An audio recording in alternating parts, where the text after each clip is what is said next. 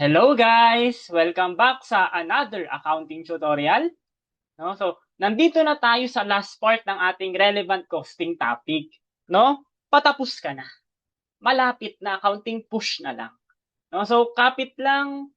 No? Sana ma-master mo to, sana maintindihan mo yung basic concept kasi kung naintindihan mo yun, kahit anong itanong sa'yo dito, kayang-kaya mo eh. No? So, balikan natin yung outline natin sa relevant costing topics, di ba? Na-discuss natin sa part 1 yung special order. I-accept mo ba or i-reject? Make or buy. Na-discuss din natin. Outsourcing, insourcing. Sa part na to, di-discuss natin kapag sell or process further a product line, continue operating or closing a business segment, paano mo i-utilize yung scarce resources, at i-continue mo ba or i-shutdown mo yung operations. No? So, chill lang. Chill lang. Isa-isahin naman natin ito. So simulan natin sa sell or process further, no? Ang idea lang naman ito ng sell or process further is ano ba yung product? Ibebenta ba siya immediately or ipra-process further pa? Tapos ibebenta mo at a higher price. Kaya nga sell or process further from the name itself, no? Magigets mo na talaga. Benta mo ba kaagad or ipra-process mo pa, mag-add ka pa ng work, materials, oras, tapos benta mo ng higher price. Oh, ang tanong dito, worth it ba na kapag nag-spend ka ng extra money to process it further? Worth it ba yun or ibebenta mo na ba ngayon? Oh, kailan mo malalaman kung worth it ba siya? Kailan mo ba malalaman kung hindi siya worth it? Oh, di ba? No, so, ipakita ko lang itong illustration na to para ma-visualize ninyo. Kasi parang itong sell or process further, kahawig niya yung joint costing sa cost accounting. Ang idea kasi nito is yung joint cost. No? Pero ang pag-uusapan natin dito sa sell or process further is yung incremental revenue tsaka incremental cost. Kumbaga ba yung allocation ng joint cost sa cost accounting yan eh. No? So, para maintindihan mo, for example, meron kang wood. No? Kasi meron kang wood, yun yung raw materials mo. No? Tapos, syempre, naglagay ka ng mga joint costs. Meron direct labor dyan, overhead, diba? Materials. Diba? Ginointly process mo lahat ng mga raw materials mo. E di, syempre, na-erase lang yung wood. E di, syempre, no? Pagtapos na yung joint process, syempre, ang kailangan mo, wood, naka-form ka ng raw product A, tawagin nating upuan, tapos ito, lamesa. O, di, syempre, meron ka ng product A, product B. Tapos, ang sinasabi nitong further process, pwede mo pang sigurong pagandahin yung upuan. Lagyan mo siya ng disenyo, pabonggahin, yung pangmayaman na upuan. Tapos yung lamesa, ganun din. Pwede ka mag-further process pa, pagandahin mo pa. No? Ang decision mo, ibebenta mo na ba ngayon yung upuan? Or if-further process mo pa siya para mas mabenta mo ng mahal? Kaya, syempre, meron ka ng selling price dyan, pero meron ka pa ulit selling price dito. Parang yun yung pinaka-final. O, ipagko-compare mo yung final selling price dun sa selling price at split of point. No? Yun yung pwede mo nang, yun, ang sinasabi ng split of point, tapos na yung joint process, pwede mo na silang mabenta ng hiwalay. No? So, meron kang incremental revenue, tapos meron ka ring incremental cost, increment, incremental revenue, tapos meron ka ding incremental cost. O, ito yung incremental cost. Ibig sabihin, may nadagdag pang cost. O, bago compare mo yung incremental revenue sa incremental cost. Okay? Para makuha mo yung big picture ng illustration na ito.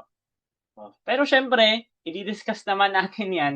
No? Pinahapyawan ko lang, mag-decide ka lang dyan based sa incremental revenue. Ano ba yung extra money na nakita mo if you process it further? Sabi ko nga, yung final selling price, ibawas mo dun sa selling price at split of point. Ano ulit yung split of point? Yun po yung, or yung selling price at split of point is simply the price at which a product can be sold immediately after it has been separated or split off from a joint production process. before doing any further processing. Correct. Diba? Yun na yung kaya mo naman palang maibenta ng after nung joint process. No? Yun na yung split of point. Pero, nag-further process ka pa, kaya may final selling price ka. O, ano naman sir yung incremental cost? Yun yung further processing cost na nabanggit natin kanina. Okay? Papansin mo dito sa relevant costing, puro incremental. No? Incremental analysis ang ibang tawag sa relevant costing. Kasi puro increment yung tinitake into consideration mo. Ano ba yung dumagdag? Ano yung nabawas? Yun lang naman yung relevant na sinasabi dito. Okay, anong decision rule? Kapag mas malaki yung incremental revenue sa incremental cost, di ba, panalo ka. Makakapag-earn ka pa, edi i-process further mo siya. Paano naman kung mas maliit yung incremental revenue? Ibenta mo na ngayon. Huwag mo nang i-process yan. No, sir, paano kung equal? O, sige. Paano kung yung equal yung incremental revenue sa incremental cost? No, indifferent yung company dyan. It's either ibenta nila ngayon or i-process further nila yan. Desisyon na ng company yan. No, pero sa mga problems na mamimit mo, halos greater than less than yan. Ang hirap naman magdesisyon, no, kung indifferent si company, no. So, decision pa rin ng company yan. Alright? Okay.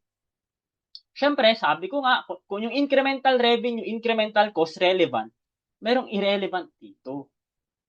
No? Kung yung sa part 1, yung special order, make or buy, laging irrelevant yung fixed cost, di ba? Usually, unless avoidable. Dito naman, sa sell or process further, si joint cost yung irrelevant. Si joint cost yung salarin, di ba? No? Bakit? Di ba? Bakit siya? Kasi dito po na-incur yung joint cost. Diyan siya pumasok yung joint cost. No? Ibig sabihin, sunk cost na yan at the decision stage. Bakit? They've already been incurred in producing the joint products up to the split of point. No matter what you decide, sell now or process further, those costs won't change. O, kasi dito ka magdidesisyon selling price at split of point or final selling price. O, final selling price. Wala na, na-incur mo na yung joint kasi pumasok na dyan No? Kahit ibenta mo ngayon or ibenta mo sa susunod, i-process further mo pa, na-incur mo na yung joint cost, hindi na yung magbabago. Tapos na yun, kumbaga. Anong relevant? Ito, yung further processing. Kasi, syempre, magbabago pa yan, meron pang increment. Pero yung joint cost, irrelevant na. Na-incur mo na, past cost na yan, sunk cost na yan. Okay? So, consistent yan sa concept natin na kapag sunk cost, irrelevant talaga. No? Joint cost is a sunk cost, hence, irrelevant. Alright? No? So, tignan natin dito sa problem 1 natin. Si Sunga Corporation produces 3 joint products, X, Y, and Z from one input. Nakaproduce ka daw ng 3 products galing sa isang input. The products can be sold at the split of point or processed further. The joint production cost for the month allocated among the products based on the relative physical volume of output are as follows. Merong additional information na binigay, production in units. Sir, ano pong sinasabi nito, yung joint production cost? So, ang total joint cost nilang tatlo is 200K. At i-allocate daw nila yun based on relative physical volume of output. Ano po iyon? Yun po yung production in units. Pero sabi ko nga, dito sa relevant costing na to, hindi mo na masyado papansinin paano ba nila ina-allocate yung joint cost. Kasi alam naman natin, irrelevant yun Magiging relevant lang ito or magmamatter lang talaga, rather magmamatter talaga yan sa cost accounting. Yung joint cost na topic doon. Paano mo ba i-allocate? Physical volume ba yan? Okay? Diba? Pero dito, simplihan lang natin. Diba? I-allocate mo yan, 5K. Total mo natin yan, diba? Ilan total nila? 10K. E di si product X, ang makukuha niya, 5 out of 10. Si product Y, ang makukuha niya 3 out of 10. Si Z, 2 out of 10. Yan yung magiging allocation nila sa 200K. No? Pero sabi ko nga, hindi naman hinahanap sa atin yung allocation. No? Basta yung buong 200K na yan, irrelevant cost iyan. Okay? Pahapyaw lang sa cost accounting to. Tapos, binigay din sa atin yung selling price at split of point. 80 pesos, 45, 60. Tapos, binigay yung selling price if pre-process pa natin further. Tapos, additional processing cost. Ito po yung incremental cost. Additional processing cost yan kapag pre-process mo pa further. Alright? So, yan yung paano mo siya iintindihin. Rob, tuloy natin. If the company takes the most profitable action with respect to each product, it should what? And how much is the total gross profit if the company took the most profitable action with respect to each of the 3 products? Alright? No, so, sagutan na natin. Tanong sa number 1, if the company takes the most profitable action with respect to each product, it should what? Ano ba yung most profitable action? Yun po, yung kapag profitable talaga. Ibig sabihin, may ma-earn na profit si company.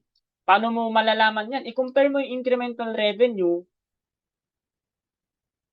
versus incremental cost. Yun lang naman sinasabi ng profitable action eh. Sell or process further. Paano mo malalaman yung incremental revenue? I-compare po natin yung selling price at split of points sa selling price if process further. Makukuha mo yung incremental revenue ni X na magkano? 20 pesos. Si Y, 45, naging 60, 15 pesos. Si product Z din, 15 pesos. No? Yung additional processing cost, given yan sa problem. Binigay sa atin yan. Kung ang incremental revenue ni X is 20, tapos ang incremental cost niya lang is 15, edi makakapag-earn siya ng profit na 5 piso. Hence, dapat lang si product X, i-process further mo siya. Ang profitable action ni product X is to process it further kasi mas mataas yung incremental revenue kaysa sa incremental cost. Yun ang most profitable action when it comes to product X.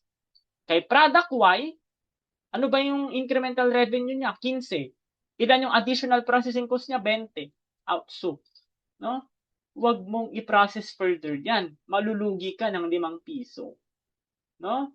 So, ang gagawin mo kay product Y, ibebenta mo na siya at split of point. Hindi mo na ipra-process further yan. Kasi lugi ka eh. No? Magastos. Mas maliit lang yung kikitain mo kapag pre-process further mo pa. Pero si product Z, ilan yung incremental cost? 10 piso. O, di magkakaroon siya ng profit. O, parang product X lang din yan. Process mo further. So, ang gagawin, product Y should be sold at split of point, while products X and Z should be processed further. Kaya ang sagot sa number 1, letter C. Ibenta mo si Y at split of, further process si X and Z. Alright? So, for number 2, how much is the total gross profit if the company took the most profitable action with respect to each of the 3 products? O ano daw yung magiging gross profit natin kung yung gagawin natin yung number 1 kanina? Diba? Diba ang usapan natin, benta natin at split of point si product Y. Si products X and Z, process further pa natin. O, ilan yung sales dyan? Kung si product X, sabi natin, bebenta pa natin, further process pa natin, edi 5,000 times 100. Yun yung sales ni product X. Si product Y, ilan yung mapuproduce niya? 3K. Mabebenta mo siya at split of point, yung usapan natin. 3K times 45. Si product Z, 2K. Tapos, ang sabi natin, ibebenta mo yan or if further process mo pa yan. So, 2K times 75. Kaya all in all, total nila 785,000. Now, ibawas muna lahat ng cost. Sir, bakit meron po tayong additional processing cost? Meron. Kasi si X and Z, if further process mo pa ibig sabihin may additional cost sila na 15 pesos. So, 5,000 times 15, tapos si product Z. Sir, bakit po si product Y walang additional processing cost?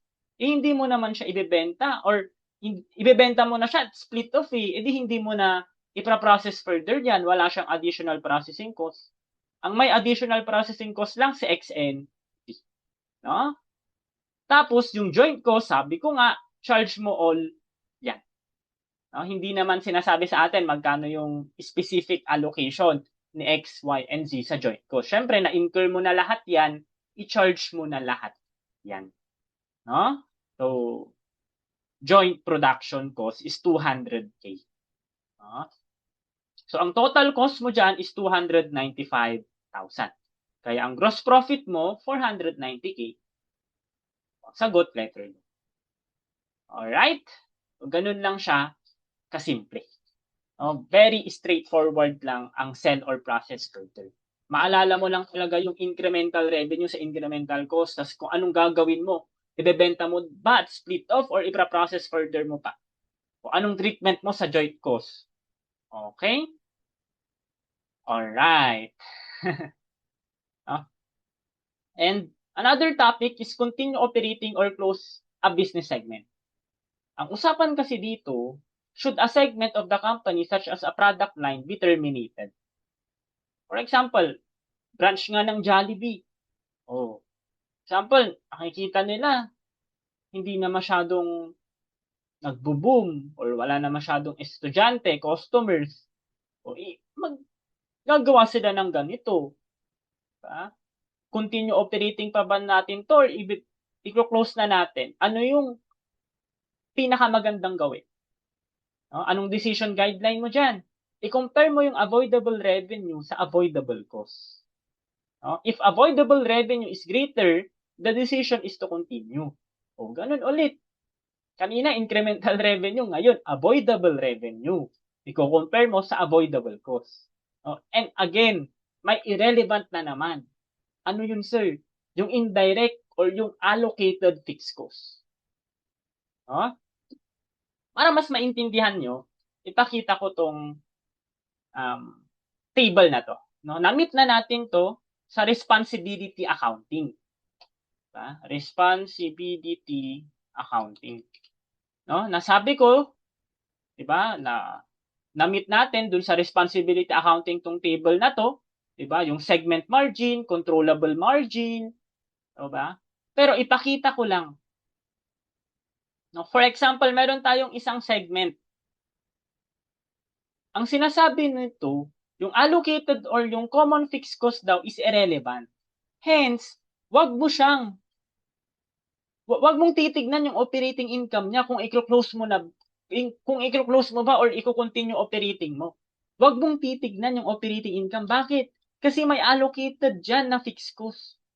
Ano bang ibig sabihin ng allocated or yung common fixed cost? Ibig sabihin yan, may isa pang segment, say for example, segment B dito. Yan yung inallocate ng buong company sa bawat segment. Hence, kahit i-close mo yung business na to, yung segment na to, yung allocated or common fixed cost, tuloy-tuloy pa rin yan. Mapupunta lang yan sa kabilang segment kasi inallocate mo lang naman eh. Kung close mo si segment A, di wala kang i-allocate sa segment A pero ipupunta mo lang sa segment B. Di ba? Kaya irrelevant ang allocated or common fixed cost.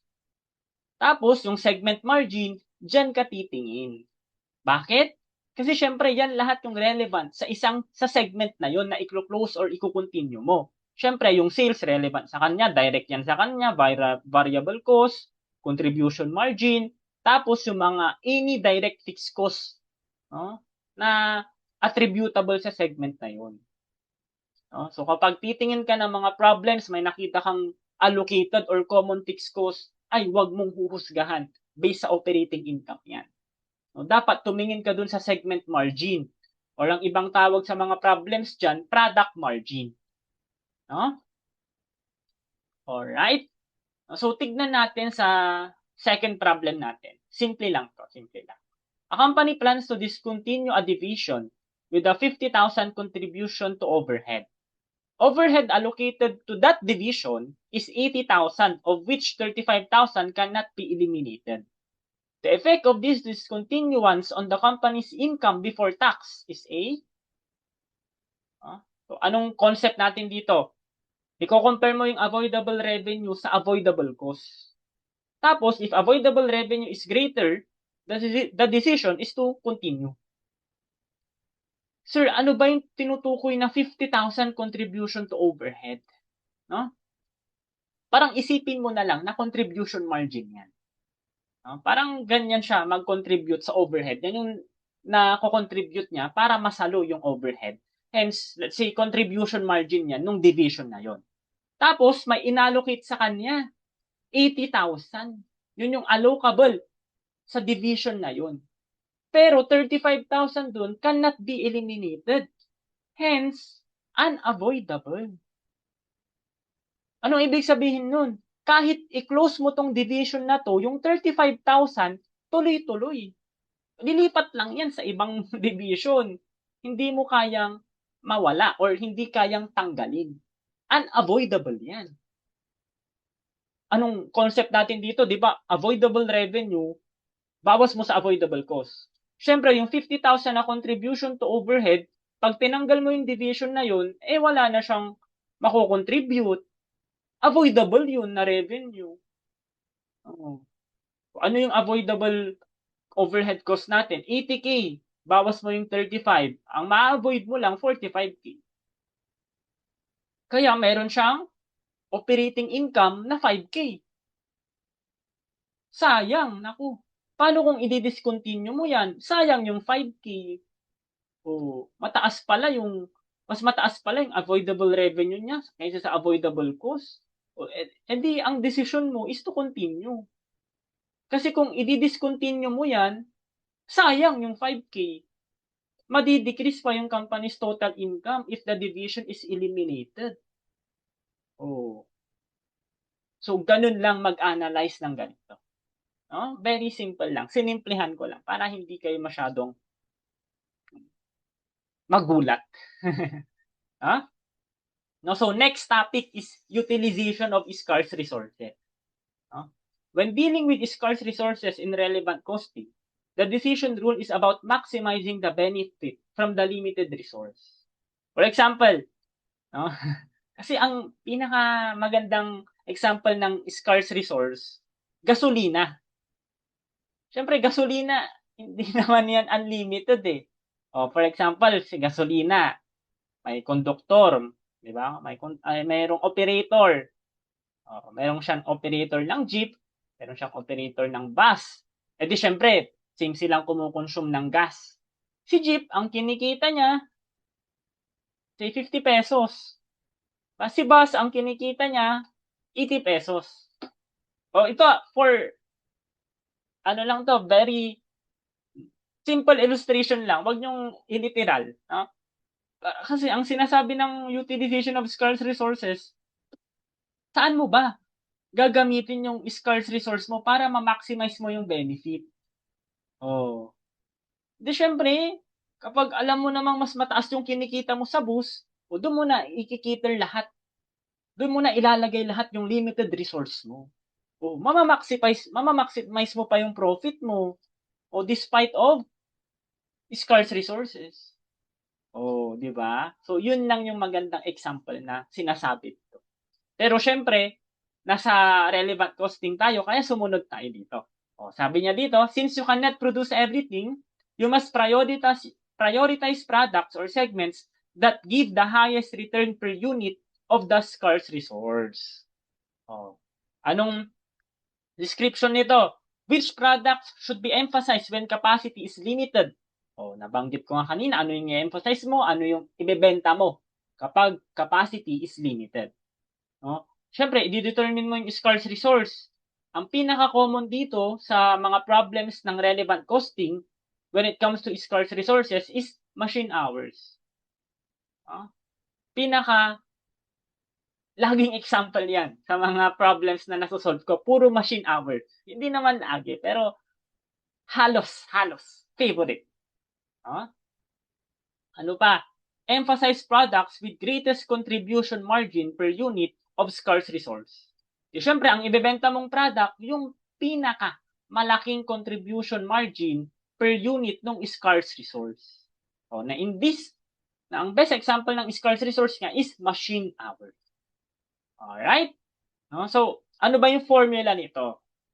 Diba? Meron tayong contribution per scarce resource. Ang ginagawa ko dito, sinasabi ko na lang dyan, contribution margin per machine hour. Tapos ito, ginagawa kong machine hours required per unit. Machine hours required per unit. Bakit? Bakit ko ginawa yan, sir? Diba?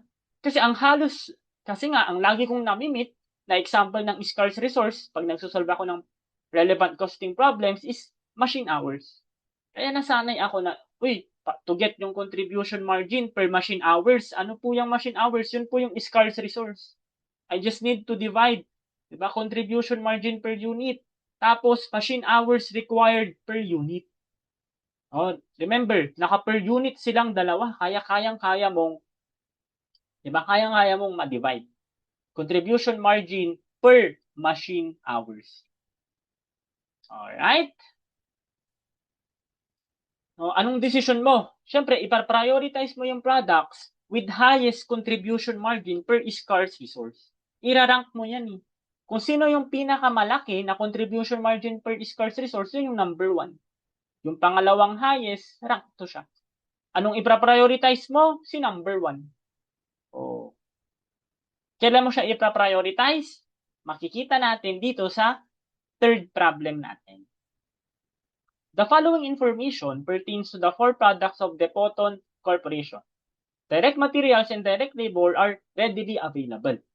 The company acquires as much of these resources as it requires. However, the company is limited to a maximum of 1,200 machine hours per month. Yun yung scarce resource. Limited lang siya ng 1,200 machine hours per month. Naku. Meron ka ng scarce resource. Okay? So, ito yung products 1, 2, 3, and 4 nila. Diba? Meron silang selling price, variable cost per unit. Tapos may binigay din na machine hours required per unit. Assuming there is no market limit. Wala daw pong market limit. Ano po yung ibebenta ng company? And another question. Assume that the maximum demand or merong market limit for each product are as follows. Which is the best product combination? Alright? Siyempre, solusyonan na natin yan. Ano daw pong gagawin kapag walang market limit? Ano yung iproproduce and ano yung ibebenta? Kapag wala pong market limit, ang ibig pong sabihin nun, unlimited yung demand. Walang problema sa demand. Kahit ilan yung mabenta nilang product na ganun, may bibili. Hence, the company should use all of the available machine hours to produce the product that has the highest contribution margin per machine hour. Ibig sabihin po nito, lahat ng machine hours na available, ibabagsak nila doon sa highest contribution margin per machine hour kasi wala namang problema sa demand eh. Kahit ma-produce nila, kahit ilan yung ma-produce nila na product na ganun, mabebenta nila eh. Kahit limited yung machine hours nila. Total, limited naman na yung machine hours mo, edi ibenta mo na kung ano yung pinakamataas na contribution margin mo. Considering na wala namang problema sa demand. Yun na yung sinasabi nito. Isa-isahin natin by product. Yung contribution margin per unit, wala naman na kayong problema dyan. Diba? Selling price minus variable cost per unit lang yan. 75 minus 35, 40. 90, 55, 35, and so on and so forth. Tapos, binigay yung machine hours required per unit. Given yan sa problem, no? Ano ulit yung formula para makuha yung contribution margin per machine hour? Contribution margin per unit divided by machine hours required per unit. Ito na po iyon, no? Edi 40 divided by 8, that's 5. 35 divided by 5, that's 7. 50 divided by 25, that's 2. And 45 divided by 3, that's 15. Okay? Tapos, anong sabi natin? Irarank mo siya based dun sa highest contribution margin or per machine hour. No? So, sinong first mo dyan? E di yung 15. Diba? Siya pinakamataas eh. Sinong second runner-up mo? Si product 2 kasi 7 siya eh. Third runner-up, si product 1. And fourth runner-up, si product 3. Okay? And remember, kapag walang market limit, choose the best. Forget the others. O, sinong best mo dyan? Si 15, si product 4 kasi siya yung may pinakamataas na contribution margin per machine hour. And walang market limit ha. E di ibuhos mo lahat yung 1,200 na machine hours mo doon sa product na may highest contribution margin per machine hour. No? So, ilan yung maproproduce mo dyan? Di ba? 1,200 machine hours, ilan yung machine hours required niya per unit? 3. Tignan mo, ang liit lang ng machine hours required per unit niya. E di 1,200 machine hours divided by 3 machine hours per unit, ang maproproduce mong lahat na product for is 400 units. No? Oh. Mataas yung income dyan ng company. Kasi ang ina-expect nila, mataas yung contribution margin ng product 4 eh. Na-maximize nila yung benefit. Okay? Kaya ang sagot dun sa problem, dun sa question number 1 natin, is si product 4 lang yung iproproduce at ibebenta natin kapag walang market limit. Alright? Sir, paano naman kung meron tayong market limit? Meron tayong demand na maximum demand lang. Ano yung best product combination? No? Sabi natin, limited lang sa 1,200 machine hours, di ba? Tignan ulit natin yung kanina. Si product 4, yan yung rank 1 natin. Siya yung rank 1 natin, si product 4. Ilan lang yung kailangan niya? 250 units yung market limit niya. Sa 250 units na yun, ilang machine hours yung makukonsume niya? Diba? Ilan ba yung per unit machine hours niya? 3. E di 250 times 3. Ilang machine hours yung makukonsume niya? 750 machine hours para lang ma-produce yung 250 units na yun. Bakit relevant na nakuha natin yung total machine hours para ma-produce yung 750? Kasi 1,200 lang eh. Yung maximum natin eh. Nagamit mo na yung 750 para ma-produce yung product 4. Di may 450 na lang na natitira. Para kanino? Kay product 2 kasi siya yung top 2 eh. Pero limited na lang. 450 machine hours na lang yung magagamit niya. Hence, yung machine hours required per unit niya, 450 divided by 5, ang kaya niya lang ma-produce is 90 units. Hindi 300 units kasi 300 times 5, ilan yan? 1.5. 1.5 machine hours makukonsume niya pag 300 units yung ginawa niya, 450 na lang yung natira sa kanya. Sad naman, di ba? Wala eh. Yun eh. 450 divided by 5, 90 units lang yung kayang ma-produce para kay product 2. Kasi na-consume mo na lahat kay product 4 gamit yung 250 units natin. Okay? Tira-tira na lang sa kanya. Pero ang best product combination pa rin is to produce 250 units of product 4 and 90 units of product 2. Assuming meron nga tayong market limit. Alright? So, ang sagot dun sa problem natin kanina sa question number 2 is letter boy. Okay. So, for our last topic, continue or shutdown operation. Dito sa continue or shutdown operation, meron tayong tinatawag na shutdown point in units. Parang kahawig nito si break-even point in units eh. Na kapag sa certain point na yon, sa break-even na yon, wala kang gain, wala kang loss. Diba? Ganito din sa shutdown point in units. Indifferent siya whether i-continue niya ba or i-shutdown niya. Parang yun yung nasa gitna lang siya. Oh. Shutdown point in units is the number of units that must be sold so that the company will be indifferent between continuing or discontinuing operations. O, nasa gitna lang siya. O, for example, 12K yung shutdown point in units niya. O, kapag yan yung na-achieve niya, indifferent siya between continuing or discontinuing operation. O, anong formula dito? Diba? Fixed cost under continued operations, diba? Dagdagan ko po ito, fixed cost under continued operations, ibawas mo yung shutdown cost over contribution margin per unit. Kasi shutdown point in units ang hinahanap natin dito. Kaya contribution margin per unit. Okay? No? If the actual sales volume is equal to the shutdown point, the loss to be incurred would be the same whether the plant is shut down or not. Okay? Pakita natin to mamaya. No, lahat naman ito, paano man yung theory na pinagsasabi ko sa inyo, magigets nyo to kapag nasosolve nyo ni. No, alam ko sa pag-theory, ang hirap unawain kapag first time mong na-meet yun. Pero pag alam mong isolve na yung problem nun, ganun lang pala yung ibig sabihin nun. No? No? So, pakita natin yan sa problem 4 natin. Si Jane Corporation daw produces white glue that is used by furniture manufacturers. The company normally produces and sells 10,000 gallons ng glue each month.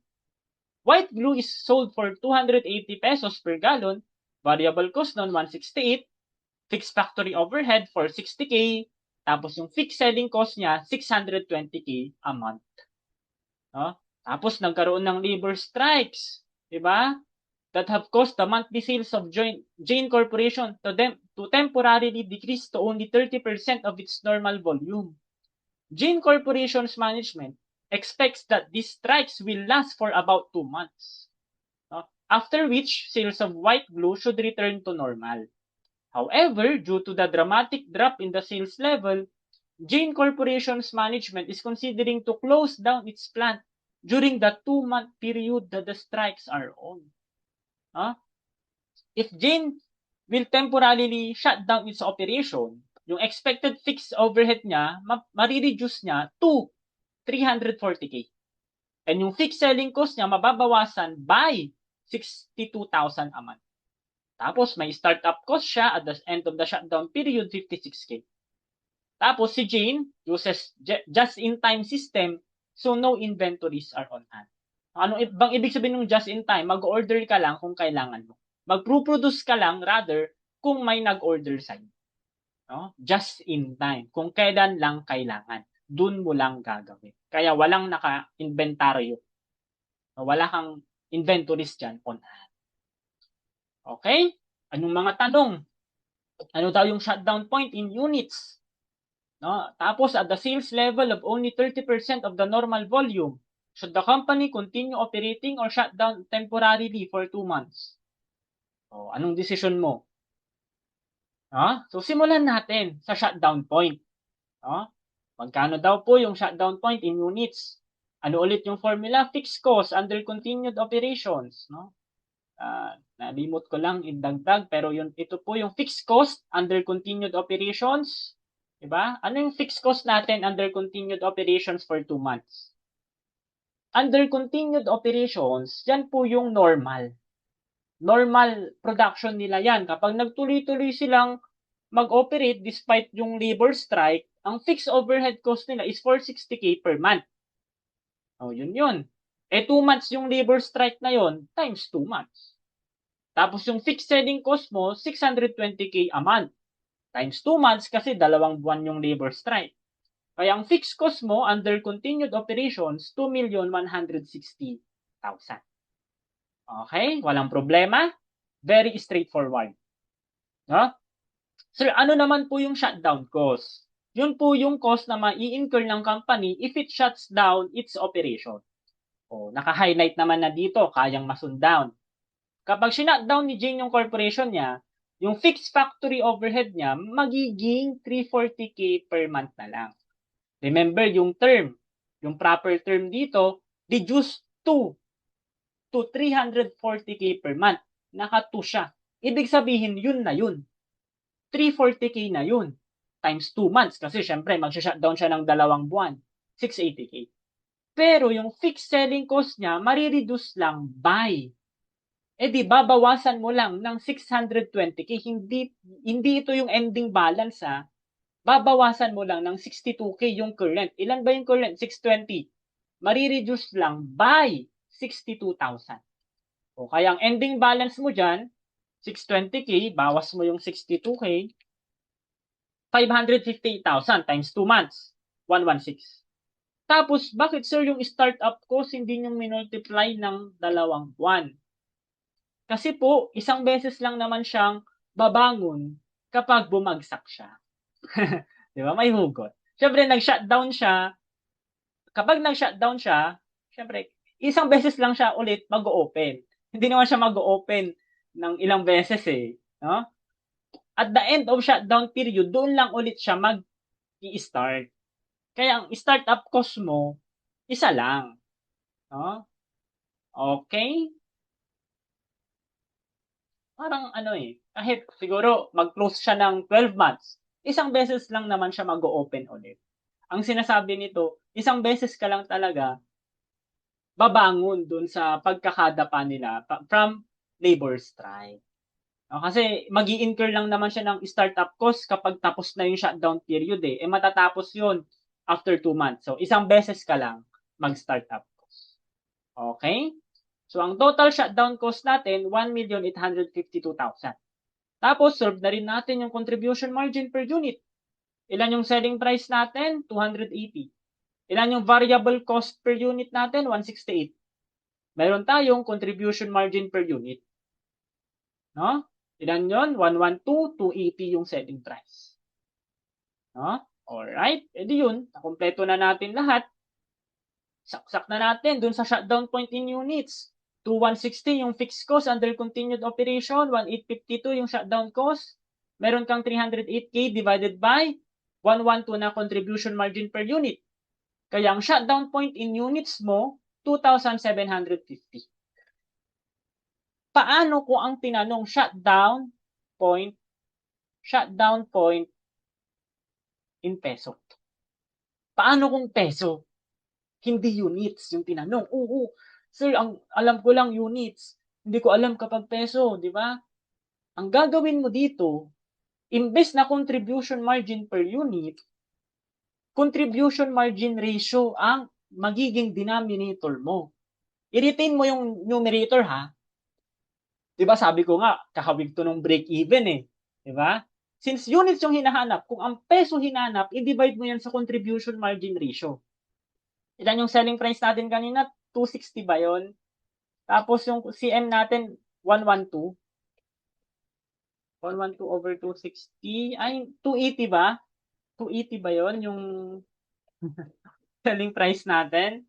Tama ba ako? 280, 112. 280 yung selling price natin. So, ang contribution margin ratio natin dyan is 40%. No? Kaya kapag tinanong shutdown point in peso, di contribution margin ratio yung ilalagay mo dyan instead of contribution margin per unit. Alright? No? So, patunayan natin na kapag nasa point ka nito, indifferent ka between continue or shutdown. Kapag nag-continue mag-operate ka at a sales level of 2,750 units, syempre may kikitain ka dyan. May sales ka dyan, may variable cost ka. So, irekta na natin sa contribution margin. Diba? 2,750 times 112, 308. Ibawas mo yung fixed cost under continued operation, 2,160. Magkano ang loss mo? 1,852,000. Paano kung nag-shutdown ka for 2 months? Di syempre, wala kang contribution margin. Pero meron kang shutdown cost na 1,852, di ba? Ganun din yung loss mo, 1,852,000. Hence, at this point, di ba? Indifferent ka between continue or discontinue. O yan yung kahalagahan ng shutdown point in units. Paano mo ma-evaluate yan? No? Nalaman mo yung shutdown point in units. No? Ang sagot pala natin doon is letter A. O, nalaman mo na yung shutdown point in units. Anong magiging relevance nun? Kasi, pag alam mo yung sales level mo, di ba? 30% lang daw ng normal volume. Should the company continue operating or shut down temporarily for 2 months? Ang usapan dito, kapag yung shutdown point in units natin, let's say 2,750. If greater than the shutdown point, let's say 4K, you should continue. If less than the shutdown point in units yung mapuproduce mo, let's say 2K lang, i-shutdown mo na. Diyan lang yung decision rule dito. Kapag greater than the shutdown point in units yung mapuproduce mo kahit may labor strike, i-continue mo.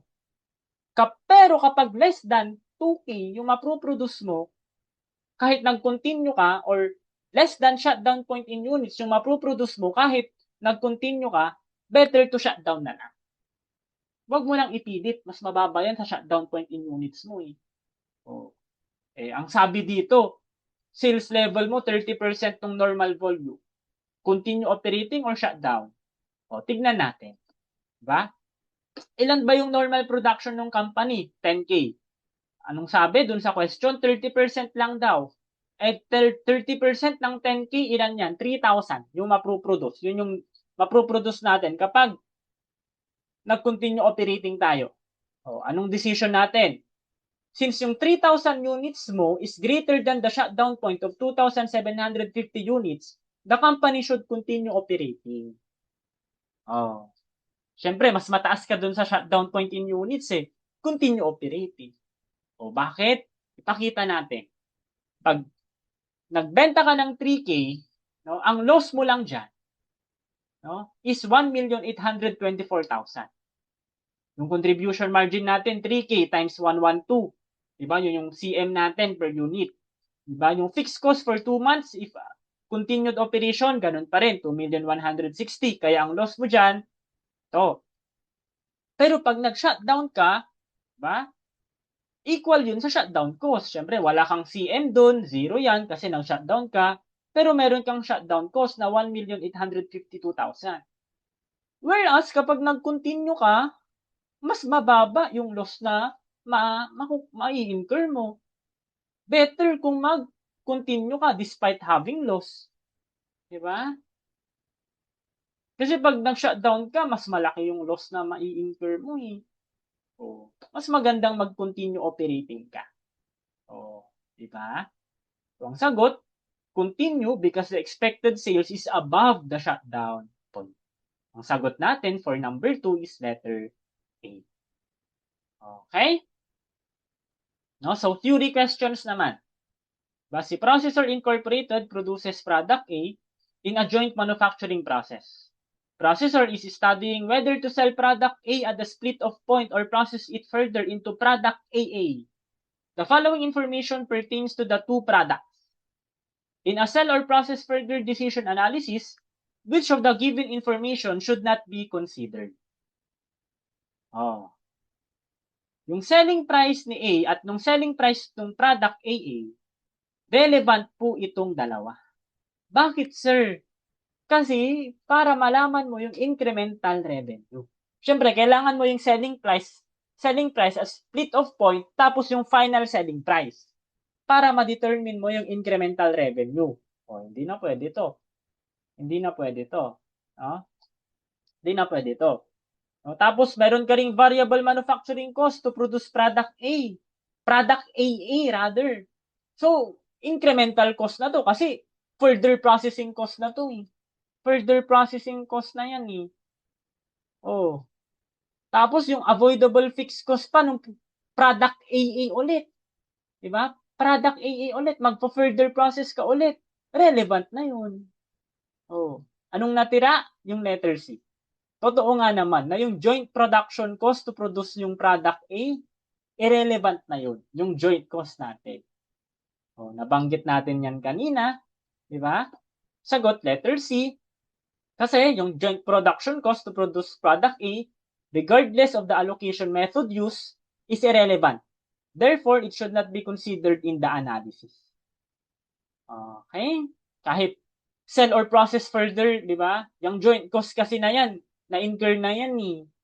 Oh, irrelevant na yan sa decision whether sell or process further. Alright?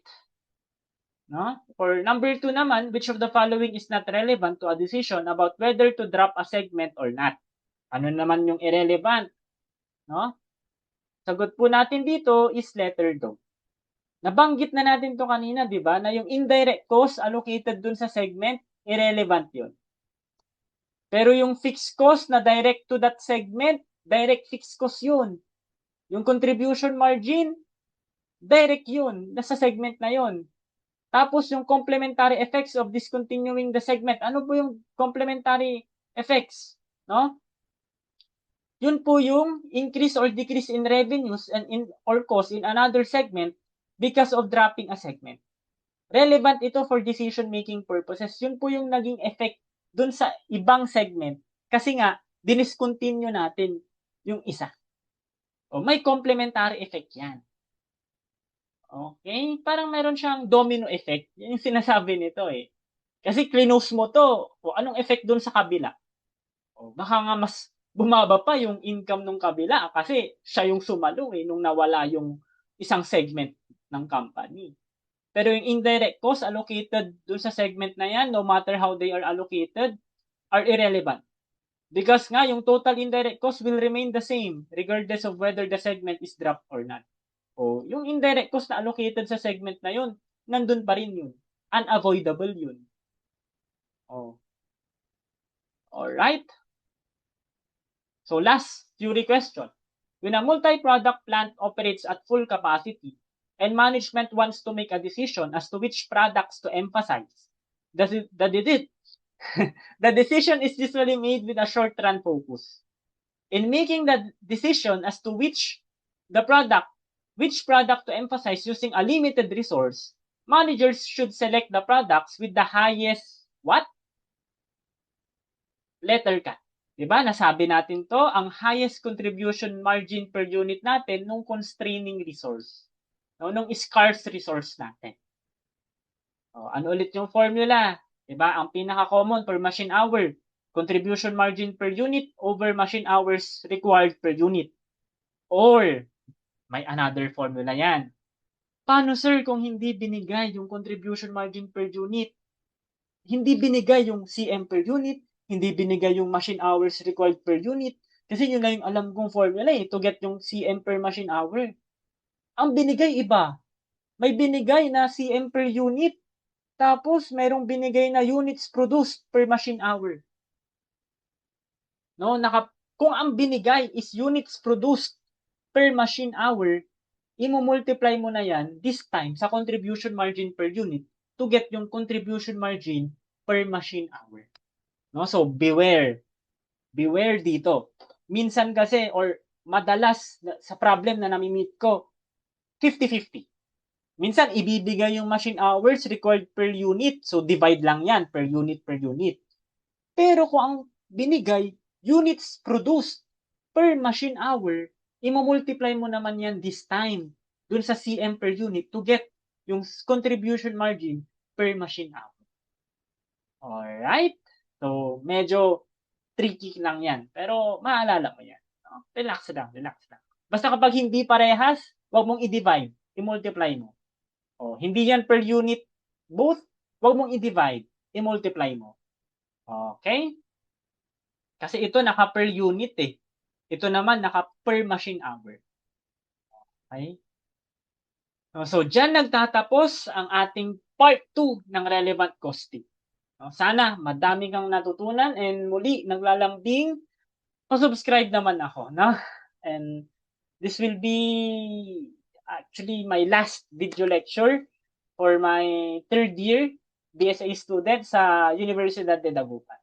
No? And yung mga fourth year din na sinama ko. Shoutout sa inyo no mga third year and fourth year, no? So please Madami kayong natutunan sa akin, no? And thank you sa pag-push sa akin, no, na talagang tapusin yung sinimulan ko. Kayo lang actually yung nagmo-motivate sa akin eh, no, na tapusin niyo sir. Diba? Wala tayong reference book eh. Mahirap kasi walang reference book. Kailangan ko talagang i-discuss, tiyagain, no? No. And sana, 'di ba? Naging maganda yung foundation mo sa management accounting. No? Pero tuloy-tuloy 'yan, 'di ba? Meron pa akong financial management, no? And hopefully makabisado mo talaga ang management advisory services. No? So this is Sir Bon. Thank you so much, third year and fourth year ng Universidad de Dagupan. No? Thank you guys sa inyo. Thank you guys. Bye-bye.